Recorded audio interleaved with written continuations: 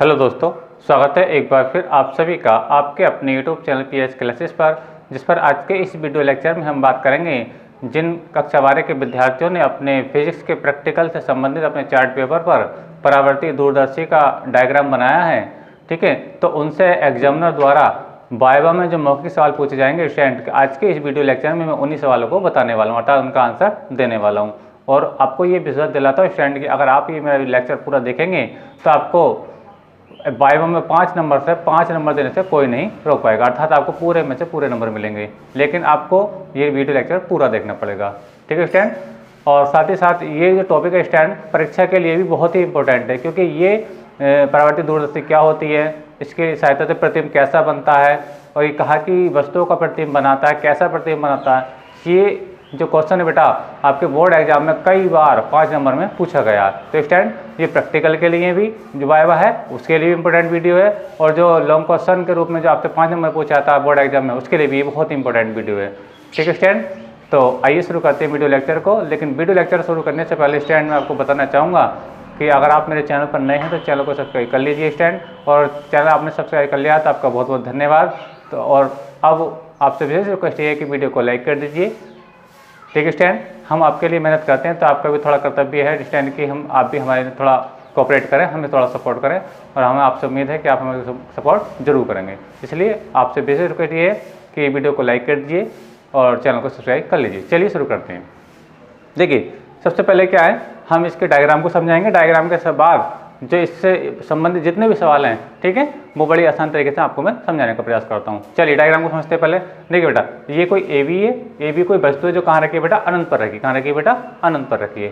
समझ में आ गया? आपसे पूछे डायग्राम में ये वस्तु है ए बी, कहाँ रखी है बताओ, क्या बताएंगे बेटा, अनंत पर रखी है। कहाँ रखी है, अनंत पर रखी है। अनंत पर क्यों रखी गई है, क्योंकि बेटा परावर्तित दूरदर्शी की सहायता से बहुत दूर स्थित जैसे आकाशीय पिंड, चांद, तारे, चंद्रमा, ठीक है स्टूडेंट, यानी आप समझ रहे होंगे जो आकाशीय पिंड होते हैं जैसे चंद्रमा है, तारे है ना, उनके प्रतिबिंब बनाए जाते हैं। किस साथ है, इसके साथ है। प्रतिबिंब कैसे होते हैं बेटा, बहुत ही चमकीले और बहुत ही साफ स्पष्ट दिखाई देते हैं स्टूडेंट। ठीक है, तो याद रखें वस्तु कहाँ है, ये अनंत पर रखी है। अब देखिए बेटा अनंत पर कोई वस्तु रखी होती है और हमें उसका प्रतिबिंब प्राप्त करना होता है। अनंत पर अगर कोई वस्तु रखी है और उसका हमें चमकीला शुद्ध प्रतिबिंब प्राप्त करना होता है, तो याद रखें उससे किरणें हमेशा मुख्य अक्ष के समांतर आती हैं या फिर वो अपने आप के समांतर आती हैं। याद रखें कि जब भी वस्तु अनंत पर रखी हो और उसका हमें प्रतिबिंब बनाना हो तो उससे आने वाली किरणें या तो वो अपने आप के समांतर होंगी, जैसे आप देख रहे हैं दोनों आपतित किरणें हैं जो अपने आप के समांतर हैं, या फिर ये जो आप देख रहे हैं मुख्य अक्ष, या फिर वो इसके समांतर होती हैं। आगे क्वेश्चन में आ रहा होगा, यानी अनंत पर रखी वस्तु से जो किरणें आती हैं हमें प्रतिबिंब बनाने के लिए, वो हमेशा या तो अपने आप के समांतर होती हैं या फिर वो मुख्य अक्ष के समांतर होती हैं। आगे क्वेश्चन में आ रहा होगा स्टूडेंट। ठीक है, तो ये तो किरणें आ रही है स्टूडेंट, ठीक है, जैसे, और ये कहाँ का टकरा रही है बेटा, अवतल दर्पण पर आकर टकरा रही है। किस पर टकरा रही है बेटा, अवतल दर्पण पर। जैसे कि आप ये देख रहे हैं, मैंने लिख भी रखा है अवतल दर्पण। शायद आपके डायग्राम में ना लिखा हो, लेकिन मैं बताने के लिए एग्जामिनर आपसे पूछ सकते हैं कि ये जो बनाया ये क्या है, तो आप क्या बताएंगे बेटा, इसको अवतल दर्पण बनाएंगे। क्या बताएंगे, अवतल दर्पण। आपसे पूछने लगे कि अवतल दर्पण क्या होता है। ठीक है, तो वह दर्पण जिसमें परावर्तन दबे हुए तल की होता है, वह दर्पण जिसमें परावर्तन दबे हुए तल की होता है अवतल दर्पण कहलाता है। ठीक है, आपसे पूछे कि प्रकाश का परावर्तन क्या होता है, प्रकाश का परावर्तन क्या होता है, तो बड़ा आसान शब्दों में आंसर देंगे आप कि जब प्रकाश किसी चिकने अथवा पॉलिशदार तल पर पड़ता है तो वो उस तल से टकरा कर वापस लौट जाता है। इस घटना को परावर्तन कहते हैं, प्रकाश का परावर्तन कहते हैं। परावर्तन का जो सिद्ध हिंदी में है बेटा, टकरा कर वापस लौटना। जैसे कि अभी मैं मार्कर को इस पर दीवार अपने बोर्ड पर मारूँ तो ये वापस आएगा, है ना, वापस आएगा कि नहीं आएगा, तो वापस आने का ही नाम क्या बेटा, परावर्तन है। ठीक है, लेकिन ये परावर्तन हम पढ़ रहे हैं प्रकाश के रूप में, पढ़ रहे हैं क्या रूप में बेटा, प्रकाश के। देखिए आपको मैं एग्जांपल देता हूँ, आपने घरों में अपना यूज होने वाला शीशा देखा होगा। घरों में जो आप लोग सुबह जब कॉलेज निकलते होंगे डिस्टेंट, ठीक है, वो विशेषकर लड़कियाँ तो दिन भर शीशे पे खड़ी रहती हैं, मैंने ये भी देखा है कभी कभी। ठीक है, अगर 1 मिनट के लिए घर से बाहर निकलना है तो पहले 5 मिनट शीशा देखेंगे तब बाहर निकलेंगी। ठीक है स्टूडेंट, तो मैं बताता हूँ कि उसके माध्यम से आप परावर्तन को कैसे समझते हैं। देखिए मान लीजिए सुबह का समय है और मान लीजिए आकाश में सूर्य निकल आया है। ठीक है, सुबह का समय है, धूप निकल आई है खूब, लगभग 9, 10, 11 बजे का टाइम है समझ लीजिए, और आप परावर्तन देखना चाहते हैं तो आप घरों में जो यूज होने वाला शीशा है, आप शीशे को लीजिए। ठीक है, जिसमें हम जिस साइड में हम मुंह देखते हैं, सपोज कर लिए मैं इस साइड में मुंह देखना चाहता हूँ ऐसे करके, ठीक है स्टूडेंट। तो आप सूरज की तरफ को कर दो, सूर्य की ओर को, यानी इधर सूरज का ओर कर दो, ठीक है। अब इसका जब फेस को मोड़ोगे तो आप देखोगे दीवार पर अगर उसकी चमक जाएगी तो आपको वहाँ पर चमक दिखाई देती है। यह हो सकता है कि आपके हाथ में शीशा है और आप इसका आपने सूर्य की तरफ को कर दिया, अब जितनी किरणें आ रही हैं आपके कहाँ, उस पर जहाँ पे हम चेहरा देखते हैं उसकी बात कर रहा हूँ, पॉलिश वाले की बात नहीं कर रहा हूँ, जब पॉलिश लगा होता है स्टैंड, ठीक है, जिस पे जो इसके अंदर हम मुंह देखते हैं उसकी बात कर रहा हूँ, ठीक है। तो आप सूर्य की तरफ जो करेंगे स्टैंड, और तो जो जितनी किरणें इस पर आएंगी बेटा वो आपतित किरणें होती हैं। मान लीजिए कि आपने उन किरणों अपने शीशे का फेस अपनी मम्मी के चेहरे पर कर दिया तो आपकी मम्मी के चेहरे पर चमक आ जाएगी, ठीक है। तो वो जो चमक आ जाएगी वो परावर्तित किरणें होंगी, यानी प्रकाश की किरणें जो सूर्य शीशे पर आकर पड़ी, यानी समतल दर्पण पर आकर पड़ी, वो आपतित किरणें। और जो आपने किसी मम्मी के चेहरे पर मारी, है ना, मजाक हो रही, मार मत देना कभी और पता चले सुबह सुबह पिटाई हो जाए, ठीक है। या फिर आप किसी दीवार पर मार दो तो दीवार पर आपको चमक दिखाई देगी, तो वो क्या है बेटा, आपकी परावर्तित किरणें हैं, ठीक है। लेकिन ये घटना पूरी क्या है, प्रकाश का परावर्तन है, प्रकाश का परावर्तन, यानी प्रकाश की किरणें सूर्य से आई, शीशे पर टकराई, वो आपतित किरणें, आपने दीवार पर मारी, वो कौन सी किरणें, परावर्तित किरणें। तो ये पूरी घटना क्या कहलाती है बेटा, आपकी प्रकाश का परावर्तन कहलाती है। आई होप का ऑप्शन में आया हुआ स्टैंड, ठीक है। लेकिन अपवर्तन क्या होता है, प्रकाश का अपवर्तन भी पूछा जा सकता है। तो प्रकाश का अपवर्तन बेटा ये होता है जब प्रकाश की किरण एक माध्यम से दूसरे माध्यम में जाती है तो वह अपने मार्ग से कुछ विचलित हो जाती है, इस घटना को प्रकाश का अपवर्तन कहते हैं। यानी जब प्रकाश की किरण एक माध्यम से दूसरे माध्यम में जाती है तो वह अपने मार्ग से कुछ विचलित हो जाती है, इस घटना को प्रकाश का अपवर्तन कहते हैं। तो आई होप कि आपको प्रकाश का परावर्तन और प्रकाश का अपवर्तन समझ में आ गया होगा, ठीक है। एक बार फिर से रिपीट करता हूँ, प्रकाश का परावर्तन, जब प्रकाश के चिकने आधा पॉलिशदार तल पर पड़ता है तो उस तल से टकराकर वापस लौट जाता है, इस घटना को प्रकाश का परावर्तन कहते हैं। देखिए जैसे मान लीजिए ये घरों में यूज होने वाला शीशा है, और ये जो शीशा, तो इस पर देखिए लेप लगा होता है, ये समतल दर्पण है, क्या ये समतल दर्पण, ठीक है स्टैंड। अब मान लीजिए ये कोई सूर्य से किरण आ रही है, किससे, सूर्य से आने वाली किरण को बोलते हैं बेटा आपतित किरण, और टकरा कर ये बेटा इधर चली गई, ठीक है, उसी माध्यम वापस लौट गई, तो इसे बोलते हैं प्रकाश का, बोलते हैं बेटा परावर्तन। अच्छा, प्रकाश का अपवर्तन कैसे देखते हैं, तो ये तो समतल दर्पण था, क्या था बेटा, समतल दर्पण। लेकिन अब हम ऐसा प्रश्न लेंगे जिसके पीछे लेप लगा हुआ नहीं होगा, जिसके पीछे लेप लगा हुआ नहीं होगा। मान लीजिए अब लेप नहीं लगा, इसके अंदर लेप नहीं लगा है, ठीक है स्टैंड, यानी अब जो हम पढ़ रहे हैं प्रकाश का अपवर्तन पढ़ना है, ठीक है। अब मान लीजिए ये कोई प्रकाश की किरण आई, ठीक है, अब ये सीधी नहीं जाएगी, या तो वो मान लीजिए यहाँ पर मैं अविलंब किंतु ये अविलंब है, क्या है बेटा, अविलंब, जिसे हम नॉर्मल कहते हैं, ठीक है। या तो ये मान लीजिए कि वो टेढ़ी हो जाएगी इस टाइप से, ये देखिए ये, तो अब किसकी रियली कंडीशन तो ये होनी चाहिए थी, लेकिन ये अपने मार्ग से क्या हो गई बेटा, थोड़ी टेढ़ी हो गई, तो इस घटना को बोलते हैं बेटा प्रकाश का अपवर्तन। यानी जब प्रकाश की किरण एक माध्यम से, माध्यम नंबर 1 माध्यम नंबर 2, जब प्रकाश की किरण एक माध्यम से दूसरे माध्यम में जाती है तो वह अपने मार्ग से कुछ विचलित हो जाती है, अर्थात टेढ़ी हो जाती है, इस घटना को प्रकाश का अपवर्तन कहते हैं। आई होप को ये टॉपिक आपको समझ में आ गया होगा। चलिए मैं इसको साफ कर देता हूँ, ठीक है। अब आगे चलते हैं, आगे क्या करना कहानी देखिए, ठीक है। अब जब किरणें इस पर आकर समतल दर्पण, अवतल दर्पण पर आकर पड़ेंगे स्टैंड, तो ठीक है, ये परावर्तित होकर कहाँ जाएंगी, ये किसी समतल दर्पण पर पड़ेंगी। ये जो देख रहे हैं आप, ये बेटा क्या है, समतल, याद रखना बेटा, ये क्या है, ये समतल दर्पण है, इसे मैंने M2 से लिखा, M1 क्या है, अवतल दर्पण है, ठीक है, और ये क्या है बेटा, समतल दर्पण। जब ये किरणें इस पर आकर के टकराएंगी बेटा, तो ये देखिए ये किरण यहाँ से आएगी, ये किरण यहाँ से आएगी, तो देख रहे हैं कि आप ये दोनों किरणें कहाँ काट रही है बेटा, यहाँ पे काट रही हैं, ठीक है। तो यहाँ पे जो प्रतिबिंब बनेगा, ये जो वस्तु अनंत पर थी, ये जो वस्तु अनंत पर थी, इसका प्रतिबिंब कहाँ बना बेटा, यहाँ पर बना। यानी ये जो आपको देख रहे हैं, ये इसके बारे में बता दूँ, ये बेटा आपका उत्तल लेंस है, क्या है बेटा, उत्तल लेंस, जिसे हम नेत्रिका लेंस कहते हैं, जिसे मैंने ई से लिखा है, ठीक है। तो ये जो प्रतिबिंब A' B' बना है, इस नेत्रिका लेंस के फोकस से कुछ पहले बना है, नेत्रिका लेंस के फोकस से कुछ पहले बना है। लेकिन ये जो प्रतिबिंब बना है इस वस्तु AB का, A', इस लेंस के लिए, कौन से लेंस के लिए, ये लेंस याद रखना, ये दोनों दर्पण थे, अवतल दर्पण और समतल दर्पण, ये क्या बेटा, उत्तल लेंस है, ठीक है।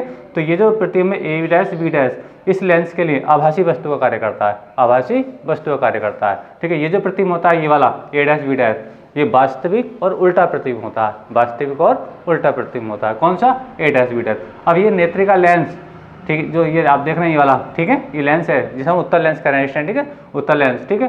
तो ये जो प्रतिबिंब A', B' है, इस लेंस के लिए आभासी वस्तु का कार्य करता है, आभासी वस्तु का कार्य करता है। तो ये जो लेंस है, ठीक है, इस आभासी वस्तु का अंतिम प्रतिबिंब क्या बनाता है, A', B' बनाता है। ये प्रतिबिंब जो सीधा है, ये प्रतिबिंब कैसा है बेटा, सीधा कैसे है, देखिए ये बिल्कुल A' इधर है, ए डैश इधर है तो ए डैश, ए डबल डैश इधर है, बी डैश तो बी डैश इधर है, यानी ये प्रतिबिंब कैसा है बेटा, सीधा। ये प्रतिबिंब आभासी है और ये सीधा है, जबकि प्रतिबिंब ए डैश बी डैश वास्तविक है और उल्टा है, क्योंकि यहाँ पे किरण वास्तव में मिल रही है। ये देखिए, ये किरण आपस में क्या मिल रही है बेटा, वास्तव में मिली है। ठीक है स्टूडेंट, चलिए अब मैं बात करता हूँ स्टूडेंट कि इससे पूछे जाने वाले सवाल क्या हो सकते हैं। चलिए पहले क्वेश्चन को देखते हैं। पहला क्वेश्चन देखिए, परावर्तित दूरदर्शी क्या होता है। परावर्तित दूरदर्शी क्या होता है, आपसे पहला सवाल एग्जाम में आपसे पूछेंगे, ये जो आपने डायग्राम बनाया है ये आप बताओ, आपसे पूछेंगे क्या बनाया, तो आप बताना परावर्तित दूरदर्शी बनाया, तो बोले क्या होता है ये, है ना। तो आप बताएंगे परावर्तित दूरदर्शी एक ऐसा प्रकाशीय यंत्र होता है जिसकी सहायता से दूर स्थित वस्तुओं के जैसे चंद्रमा, तारे आप बता सकते हैं। ठीक है, दूर स्थित वस्तुओं के चमकीले प्रतिबिंब देखे जाते हैं। आपको समझ आ रहा होगा, यानी परावर्तित दूरदर्शी एक ऐसा प्रकाशीय यंत्र होता है जिसकी सहायता से दूर स्थित वस्तुओं के चमकीले प्रतिबिंब देखे जाते हैं। एक समझ में आ गया। चलते हैं दूसरे क्वेश्चन की ओर। दूसरा क्वेश्चन क्या बन सकता है, इसे परावर्तित दूरदर्शी ही क्यों कहते हैं। ये जो आपने सर्किट डायग्राम बनाया है, इसे परावर्तित दूरदर्शी ही क्यों कहते हैं। ठीक है, तो इसका परावर्तित दूरदर्शी का कहने का कारण बेटा ये है कि इसमें जो प्रतिबिंब बनता है, दर्पणों के, एक कौन सा दर्पण तुम्हारा, अवतल दर्पण, दूसरा क्या बेटा, समतल दर्पण, दर्पणों के परावर्तन की सहायता से बनता है। आपको समझ रहा होगा, यानी परावर्तित दूरदर्शी को परावर्तित दूरदर्शी कहने का कारण ये है बेटा कि इसमें जो प्रतिबिंब बनते हैं दर्पणों के परावर्तन की सहायता से बनते हैं। ठीक है, दर्पणों के परावर्तन की सहायता से। अच्छा, आपने अपने सिलेबस में खगोलीय दूरदर्शी का नाम भी सुना होगा, उसको परावर्तित दूरदर्शी नहीं कहते, उसको अपवर्तित दूरदर्शी कहते हैं। खगोलीय दूरदर्शी को कहते हैं बेटा अपवर्तित दूरदर्शी। ठीक है, आयोग को समझ में आ रहा होगा। और याद रखना उसका प्रयोग भी दूर की वस्तु को देखने के, खगोलीय दूरदर्शी का जो प्रयोग किया जाता है वो भी दूर स्थित वस्तु जैसे तारे, चंद्रमा को देखने के लिए कहता है। ठीक है, लेकिन उसके प्रतिबिंब में कुछ दोष पाए जाते हैं।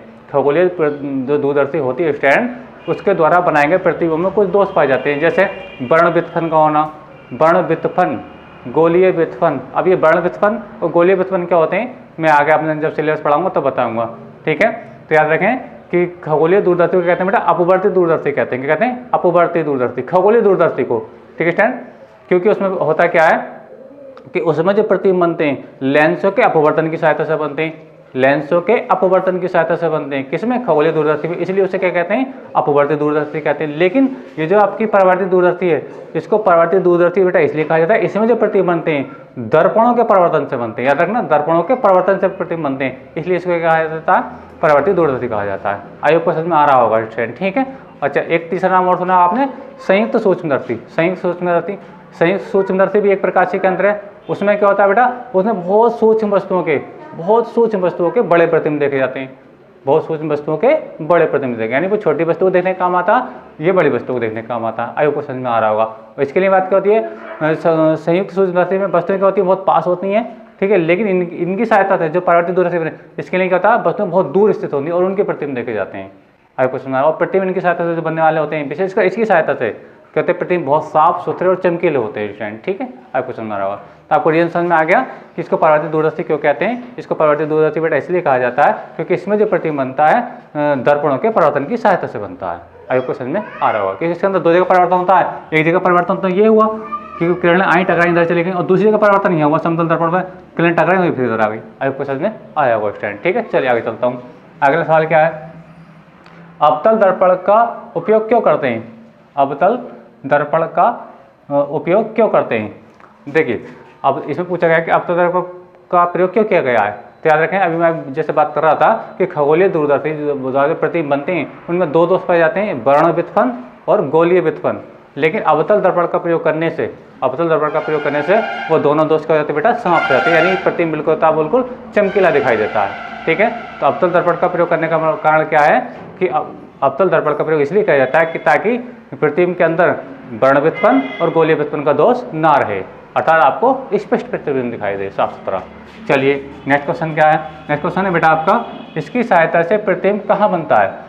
ये जो आप परावर्तित दूरदर्शी देख रहे हैं, इसकी सहायता से प्रतिबिंब कहाँ बनता है। तो याद रखेंगे, परावर्तित दूरदर्शी की सहायता से प्रतिबिंब स्पष्ट दृष्टि की न्यूनतम दूरी, ठीक है, और अनंतता के बीच बनता है।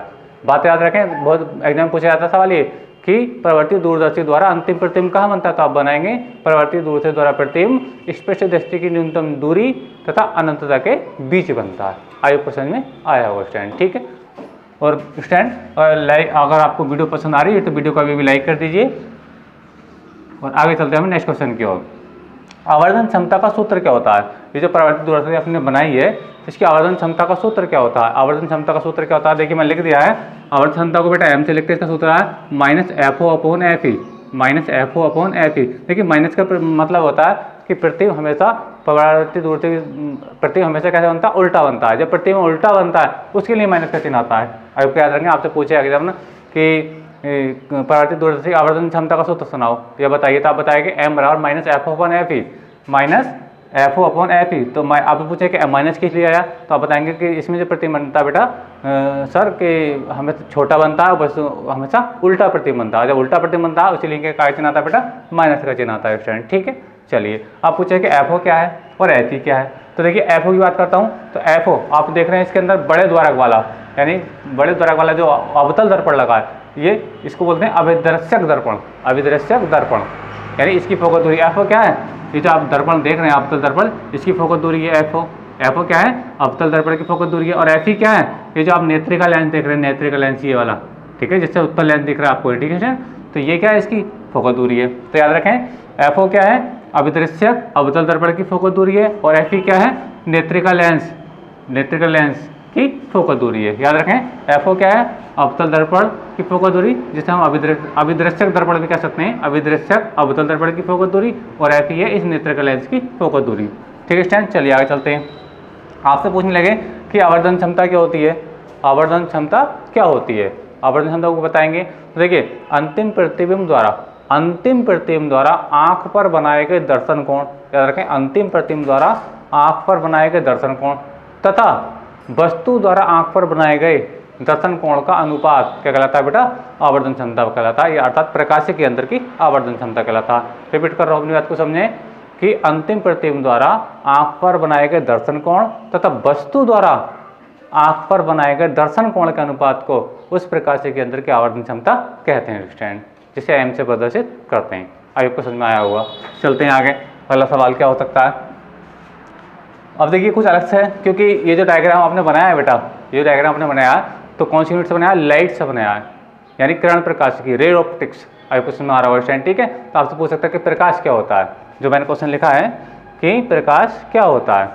तो देखिए प्रकाश की डेफिनेशन आप कैसे देंगे? प्रकाश वह विकिरण होता है, प्रकाश वह विकिरण है जिसकी सहायता से हम वस्तुओं को देखते हैं। आपको समझ आ रहा होगा, प्रकाश वह विकिरण है जिसकी सहायता से हम वस्तुओं को देखते हैं स्टूडेंट, ठीक है। आयोग को समझ में आ रहा होगा। अच्छा अब देखिए प्रकाश के गुण भी बताओ। आपसे पूछे प्रकाश के कोई दो गुण बता दो, तो बहुत आसान है। तो पहला गुण बताएंगे, प्रकाश को चलने के लिए किसी माध्यम की आवश्यकता नहीं होती। प्रकाश को चलने के लिए किसी माध्यम की आवश्यकता नहीं होती, एक गुण। दूसरा, प्रकाश एक सरल रेखा में चलता है, प्रकाश एक सरल रेखा में चलता है। तीसरा बताना चाहें तो प्रकाश विद्युत चुम्बकीय तरंगों के रूप में चलता है। चौथा बताना चाहें तो प्रकाश में परावर्तन होता है, प्रकाश में अपवर्तन होता है। आपको समझ में आ रहा होगा। तो इतने बहुत सारे गुण हैं, आपसे दो याद कर लें कोई चाहिए ना। प्रकाश एक सरल रेखा में चलता है, प्रकाश को चलने के लिए किसी माध्यम की आवश्यकता नहीं होती है स्टूडेंट, ठीक है। चलिए नेक्स्ट क्वेश्चन क्या आपका? निर्वात अथवा वायु में प्रकाश की चाल कितनी होती है? निर्वात अथवा वायु में प्रकाश की चाल कितनी होती है? तो याद रखें निर्वात और वायु में चाल की जो होती है वो होती है 3 × 10⁸ मीटर प्रति सेकंड होती है, ठीक है। निर्वात अथवा वायु में जो प्रकाश की चाल होती है बेटा कितनी है? 3 × 10⁸ मीटर प्रति सेकंड होती है। अब निर्वात क्या होता है बेटा? निर्वात क्या होता है? निर्वात एक ऐसा स्थान होता है जहाँ वायु भी नहीं होती है। निर्वात एक ऐसा स्थान होता है जहाँ वायु भी नहीं होती है। लेकिन पृथ्वी पर हम तुम लोग जी रहे हैं, हम लोग सबको जीवित रहने के लिए क्या चाहिए बेटा? वायु चाहिए, अर्थात ऑक्सीजन चाहिए, ठीक है।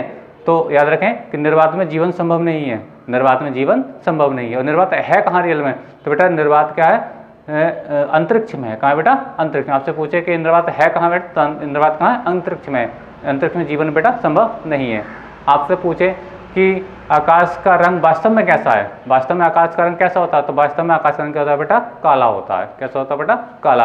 और आपसे पूछे आपको तो आकाश नीला दिखाई दे रहा है, तो बेटा वो है प्रकाश का प्रकीर्णन के कारण। आकाश का रंग हमें नीला दिखाई देता है, इसका मेन कारण क्या? प्रकाश का प्रकीर्णन है। लेकिन वास्तव में जो रियल में आकाश का रंग है वो कैसा है? काला है। तो ये सारे क्वेश्चन बेटा आपसे आने चाहिए, क्योंकि लाइट में बहुत सारा वाइब आपसे पूछा जा सकता है स्टूडेंट, ठीक है।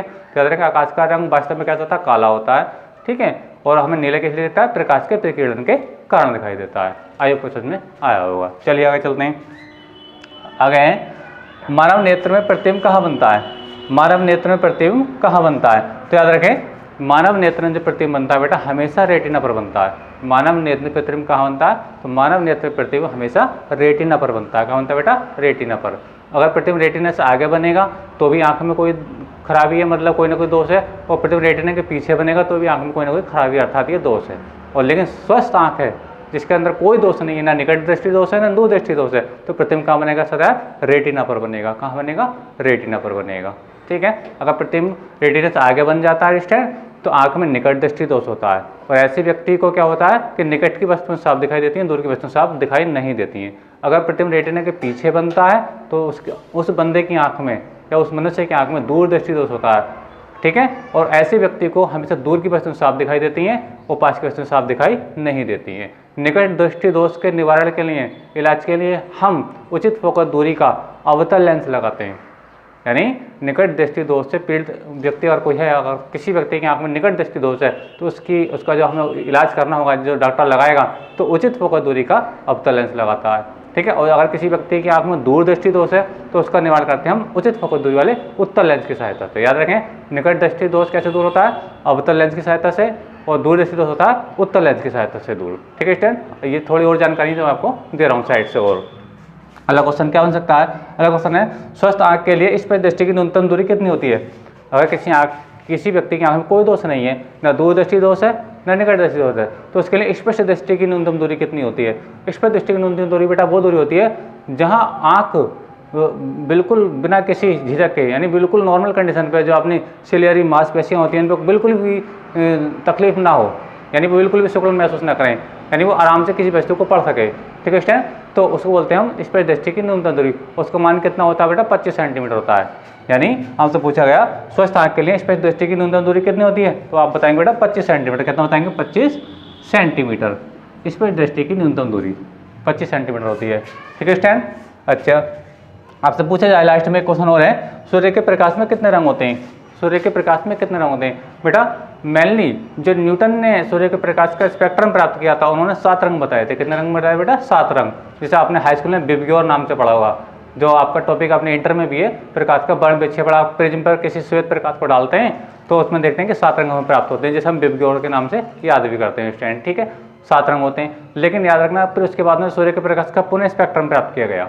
दोबारा स्पेक्ट्रम जब प्राप्त किया तो पाया कि सूर्य के प्रकाश में 7 रंग से ज़्यादा भी और भी रंग हैं, 7 रंग से भी ज़्यादा रंग होते हैं स्टैंड, लेकिन वो रंग हमें दिखाई नहीं देते हैं। आयोग को समझ रहा होगा, सूर्य के प्रकाश में 7 रंग नहीं है, 7 रंग से ज़्यादा भी रंग है, लेकिन साथ क्या कि 7 रंग हमें दिखाई देते हैं, बाकी रंग हमें दिखाई नहीं देते हैं। जो हमें 7 रंग दिखाई देते हैं बेटा, उसको बोलते हैं बेटा दृश्य स्पेक्ट्रम या दृश्य प्रकाश।